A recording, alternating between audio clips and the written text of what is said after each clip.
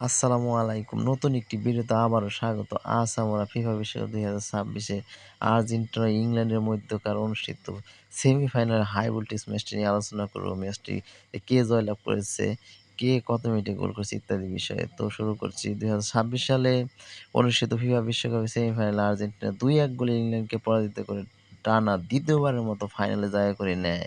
ম্যাচের বিস্তারিত ম্যাচের ৫১ মিনিটে অ্যান্থনি গর্ডন গোল করে ইংল্যান্ডকে ১-০ গোলে এগিয়ে নিয়ে যান। ৮৫ মিনিটে এনজো ফার্নান্দেজ গোল করে আর্জেন্টিনাকে ১-১ গোলে সমতায় ফেরান।